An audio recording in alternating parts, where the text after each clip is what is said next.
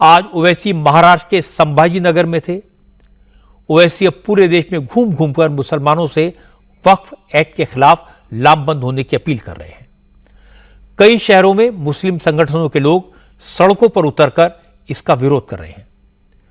पुरानी दिल्ली के कई इलाकों में दुकानों के बाहर पर्चे लगाए गए हैं जिसमें इस बिल के खिलाफ तमाम तरह की बातें लिखी गई हैं और इसके साथ साथ अनाउंसमेंट करके भी लोगों को वक्फ अमेंडमेंट बिल के खिलाफ राय देने के लिए कहा जा रहा है।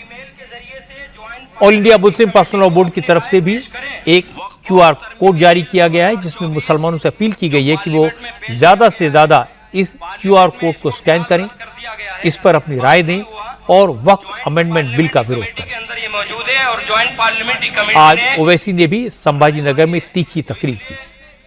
संभाजी नगर हज हाउस में हुए जलसे में ओवैसी ने कहा कि नरेंद्र मोदी मुसलमानों की संपत्तियों को हड़पने का प्लान बना रहे हैं। इस काम में खुद को छत्रपति शिवाजी महाराज का चेला बताने वाले एकनाथ शिंदे भी मोदी का साथ दे रहे हैं। ओवैसी ने कहा शिवाजी ने तो रत्नागिरी में दरगाह के लिए 652 एकड़ जमीन दान दी थी और एकनाथ शिंदे की सरकार मस्जिदों को तोड़ना चाहती है, वक्फ की जमीनें मुसलमानों से छीनना चाहती है।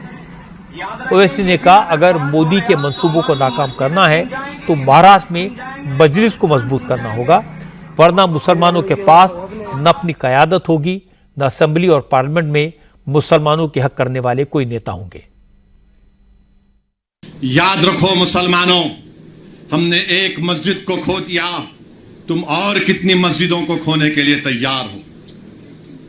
एक मस्जिद को हमने खो दिया। याद रखो अगर यह खुदा ना खास्ता कानून बनेगा तो सिर्फ काशी मथुरा नहीं, कोई मस्जिद नहीं बचेगी भारत में जो झगड़े शुरू हो जाएंगे। मस्जिदों को बंद कर दिया जाएगा, कलेक्टर बोलेगा नहीं मस्जिद नहीं है, खानकाहों को दरगाहों को बंद कर दिया जाएगा। इस तरह का गंदा कानून नरेंद्र मोदी बना रहे हैं। ये हमारी जमीन है, हमारी जायदाद है, अल्लाह के नाम पर इसका मालिक अल्लाह है। तुम हमसे छीनना चाह रहे हो। तुम्हारा दिल नहीं भरा 6 दिसंबर से, तुम्हारा दिल नहीं भरा दिल्ली की सड़कों पर हमारे खून की होली खेलने से, तुम्हारा दिल नहीं भरा हमारे बच्चों का एनकाउंटर करने से, तुम्हारा दिल नहीं भरा बुलडोजरों से हमारे घरों को तोड़ने से, तुम्हारा दिल नहीं भरा हमारे बच्चों के सरों से हिजाब खींचने से, तुम्हारा दिल नहीं भरा हमको इस मुल्क की शरीयत खत्म करने का कानून बनाया। अब तुम हमको हमारे वजूद को मिटाना चाहते हो। खुदा की कसम हम अपने वजूद को मिटने नहीं देंगे इंशाअल्लाह ताला। हम अपने वजूद को मिटने नहीं देंगे इंशाअल्लाह ताला। तो मेरे अजीज दोस्तों और बुजुर्गों,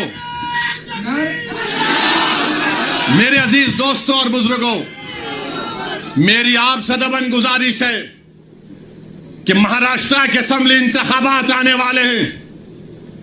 मैं आपसे अपील कर रहा हूं जो लोग वक्फ की जायदादों को बर्बाद करने आ रहे हैं, आप और हम मिलकर उनको इंशाअल्लाह बर्बाद कर देंगे सियासी तौर पर।